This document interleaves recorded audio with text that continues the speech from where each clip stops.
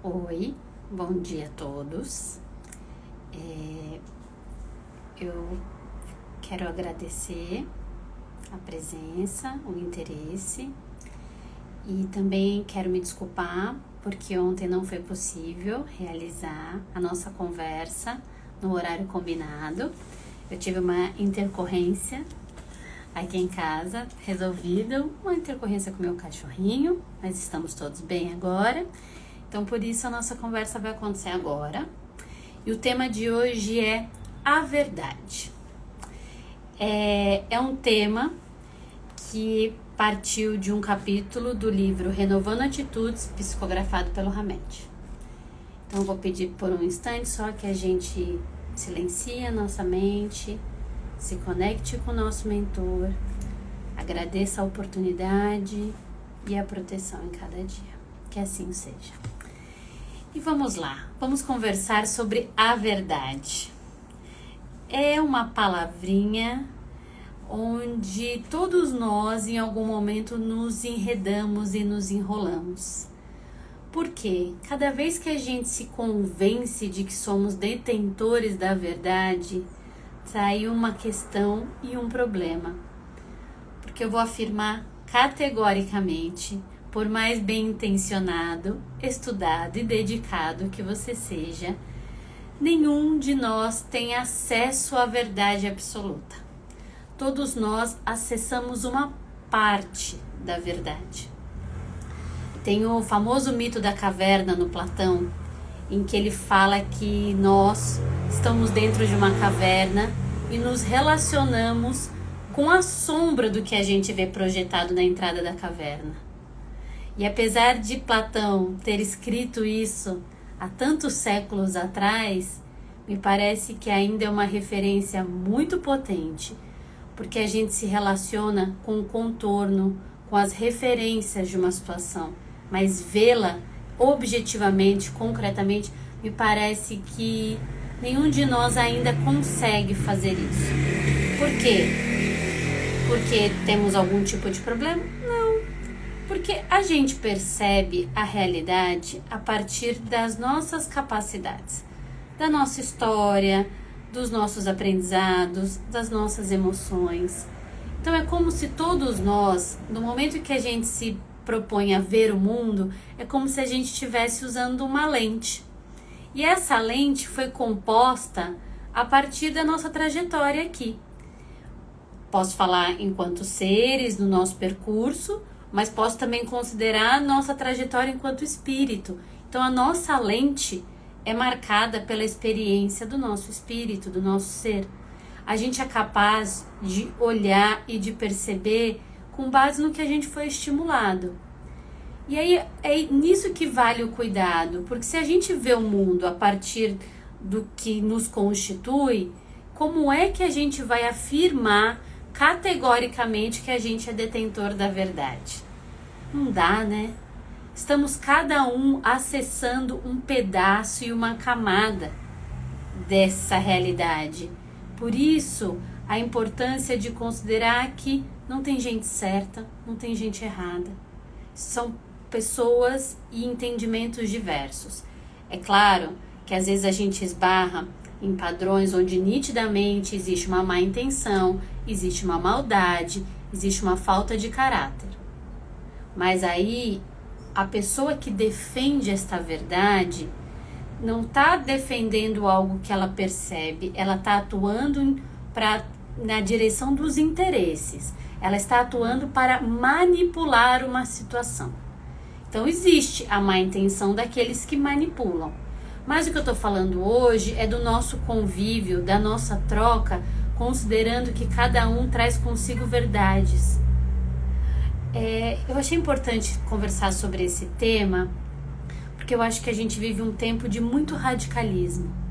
Pessoas discutindo e brigando pelo cenário político, pelo cenário religioso, pelo cenário social. E não sei como vocês entendem aqui, mas eu entendo que cada vez que a gente é extremista, não importa para o lado que estejamos brigando ou sendo extremos, no fundo a gente está sendo igual. quando a gente quer impor para o outro a nossa verdade, dizendo que ela é a melhor versão, é a escolha mais sensata, assim, o que me difere do outro que também tá ali brigando no outro extremo pela causa oposta? Se eu tô usando dos mesmos meios, das mesmas armas. Então, são duas perspectivas de mundo que podem coexistir, mas aí as pessoas fazendo isso de forma violenta. Então, me parece que estamos todos no mesmo lugar. Por isso, o cuidado de dizer e gritar ao mundo que somos detentor de uma verdade. Porque a gente não tem condições de ter isso. A nossa percepção é enviesada pelos nossos sentimentos, pelas nossas emoções. Um outro pedaço para além dessa dificuldade que a gente tem de ver o mundo objetivamente, tem um termo na psicologia, que eu acho que de alguma forma vocês já devem ter ouvido, é um termo que se popularizou, que se chama projetar. Então, muitas vezes eu tenho dificuldade de perceber em mim uma situação ou uma emoção que eu não gosto. Geralmente, quando a gente está projetando, é porque estamos vendo no outro algo que é muito difícil de lidar consigo mesmo. Vou dar um exemplo. O fofoqueiro.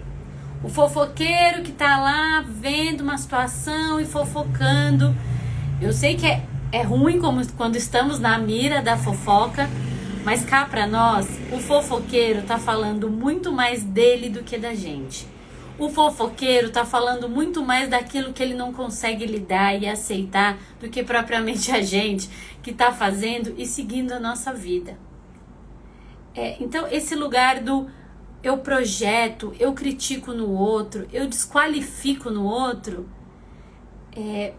vale muito o cuidado e a reflexão de às vezes a gente entrar no embate, porque quando alguém tá fazendo isso, esse alguém tá muito em conflito consigo mesmo. É muito difícil olhar para si.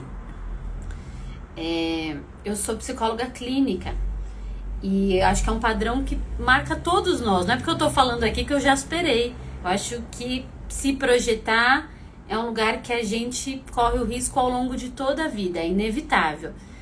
Mas conforme a gente vai tendo mais consciência de quem a gente se projeta menos.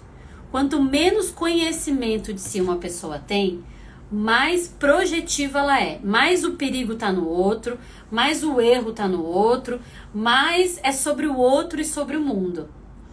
Até uma das formas de acessar a maior consciência é a terapia. E é muito comum que quando a pessoa comece no processo terapêutico, ela comece dizendo o que o outro faz, como ela se sente em relação ao que acontece feito pelo outro, e é um pedaço. Mas o caminho terapêutico, ele vai muito na direção de pensar, tá, o outro tá fazendo isso, mas e você em relação a isso? Quem é você nessa história? Por que você está aceitando isso? Por que você está alimentando esse lugar? Para que a gente possa sair da projeção. Porque na projeção não tem muita possibilidade. Eu tô dizendo que o outro é errado. Sim, pode ser que ele esteja. Mas e aí? Diz que o outro é errado, vou mudar o outro, vou fazer com que a realidade seja diferente? Não tenho esse poder, não tenho esse acesso. O que eu tenho acesso e condição nesse momento? Me mudar. Olhar para mim e perceber o que me faz ainda estar numa situação que me é desconfortável, que me gera sofrimento. Isso é complexo? Opa, muito. Mas é preciso começar. É preciso ter maior entendimento de si. Se for para buscar uma verdade, não vamos gastar o nosso tempo em estabelecer verdades no mundo afora.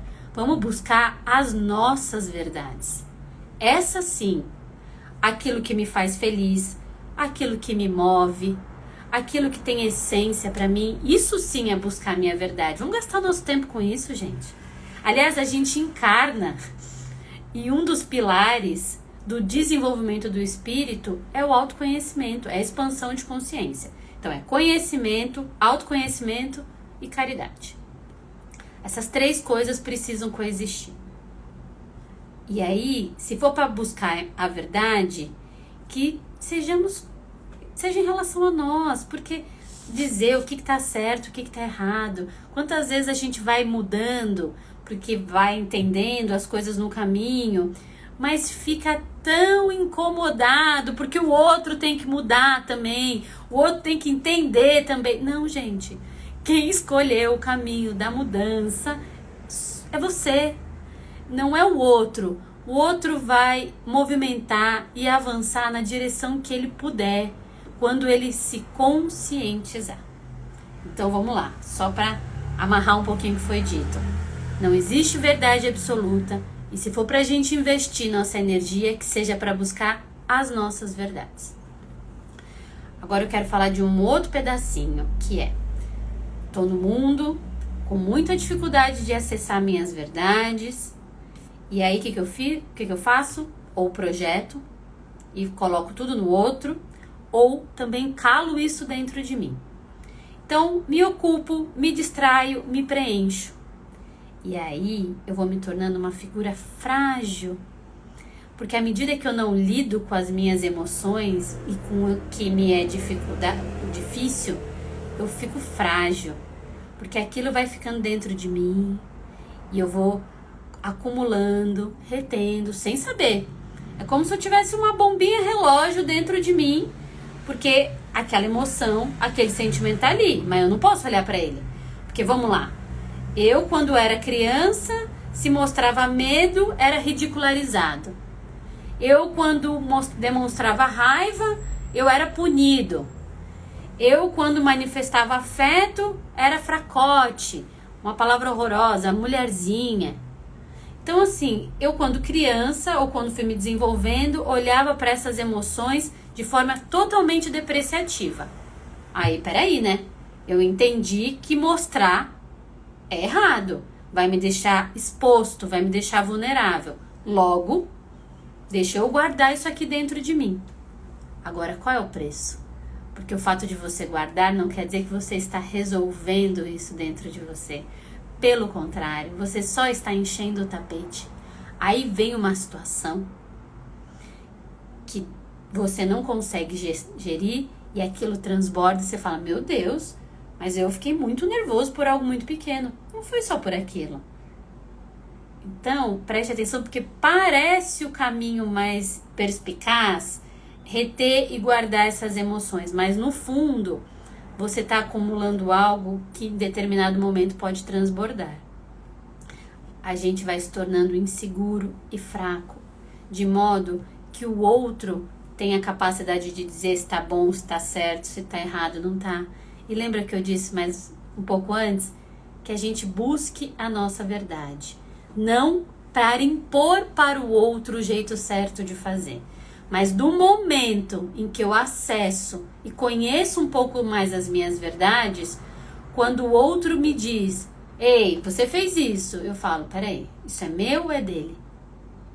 Ter mais acesso à minha verdade me deixa mais fortalecido. Porque às vezes as pessoas vêm e fazem comentários que agregam, mas tem vezes que é pura projeção.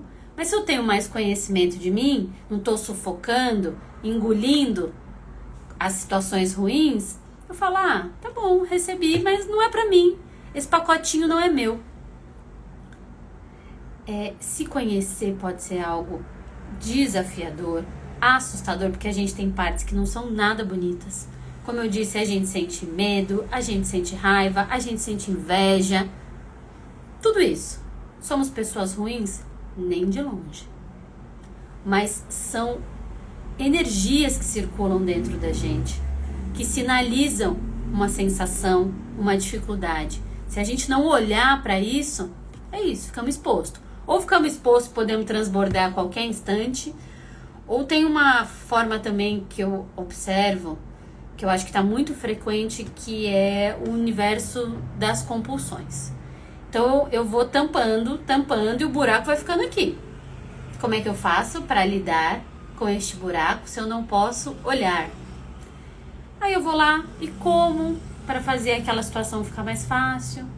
Eu vou lá e bebo, eu vou lá e compro, eu vou lá e fico assistindo vídeos de teor sexual, enfim. São muitos os movimentos e eu não tô aqui para dizer se tem movimento melhor ou pior. Só estou dizendo que tudo aquilo que a gente consome em excesso, sem conseguir ter filtro, é algo que está fazendo mal pra gente. Se eu estou precisando me preencher muito de algo externo, é porque o vazio tá grande. E olha, quando falo vazio tá grande, acho que tá aí um desafio para todos nós. Olhar para os nossos vazios. A gente vai conseguir resolver eles de pronto? Nem de longe, mas é preciso começar, para que não fiquemos expostos e inseguros ao consumo ou ao julgamento do outro. Por isso que a verdade nos liberta, não é isso?